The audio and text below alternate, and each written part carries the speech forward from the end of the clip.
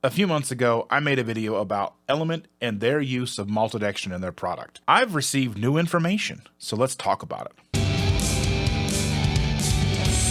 Thank you for clicking on this video. My name is Dustin. The previous video we talked about the amount of maltodextrin in LMNT. At the time, I was provided that there were 4 milligrams of maltodextrin per packet.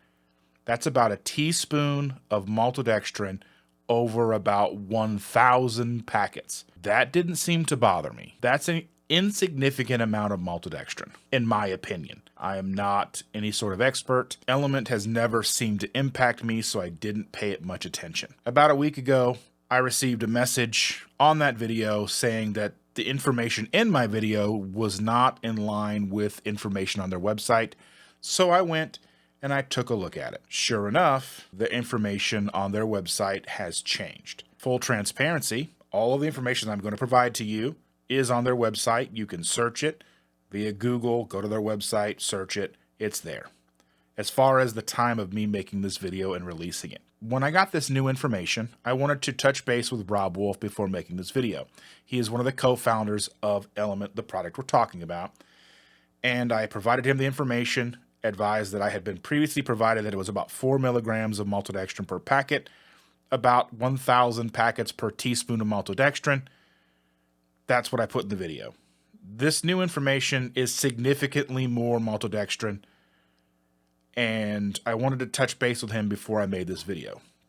He told me that the 4 milligrams was information that they had been provided from the supplier of the maltodextrin or the natural flavors, because the natural flavors are proprietary from each company. Each company makes their own natural flavors and supplies them to companies like LMNT. He said that they had went ahead and had a third-party test to make sure that the supplier was providing correct information, and he basically left it at that. So I'm guessing that they went ahead and updated the website per that third-party information. But I haven't seen any information about this online anywhere. No one that I follow that is sponsored by LMNT has said anything, at least not to my knowledge.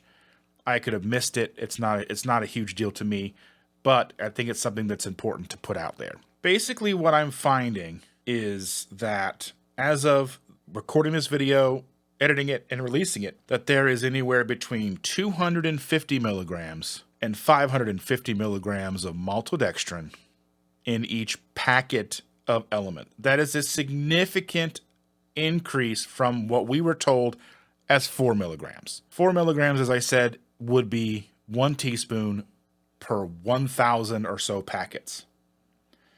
As it stands now with this new information, that's 1 teaspoon over 10 to 20 packets of maltodextrin, or of LMNT.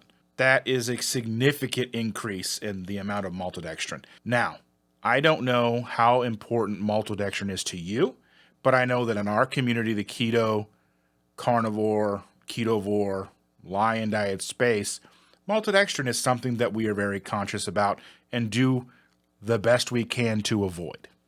So I'm not making this video for you to stop using LMNT. I would never tell anyone to not use a product. Though if you are sensitive to maltodextrin, say you wear a CGM, a continuous glucose monitor, and you use this product and you see spikes or whatever, and you're trying to figure out what it's coming from, it might be the LMNT.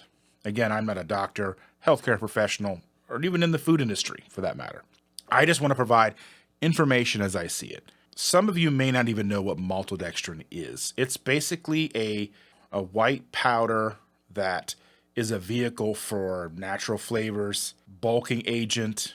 It's not classified legally as a sugar. It's in a lot of sugar-free foods and products. But my understanding is that when it does hit the bloodstream, that it is significantly higher in glycemic index response than pure glucose or table sugar. Table sugar is a 50 on the glycemic index out of 100. Pure glucose is 100. And maltodextrin is about 110. So take that information as you will. If you use a continuous glucose monitor, or if you use these products and are sensitive to maltodextrin, then it's definitely something to consider. Maltodextrin is not listed on LMNT's label because it's a minuscule amount. Now, that's something that I do have an issue with. It says that it's not listed on the ingredients because it's a minuscule amount. Now, if there's 250 milligrams to 550 milligrams and it's not listed on the ingredients, I'll put the ingredients list on the screen. Ingredients: salt, sodium chloride, citric acid, magnesium malate, which there is 60 milligrams of sodium malate, 60 milligrams, and then potassium chloride, which is the next ingredient on the list, which is 200 milligrams. So you're telling me that 250 to 550 milligrams isn't enough to be on the ingredients list?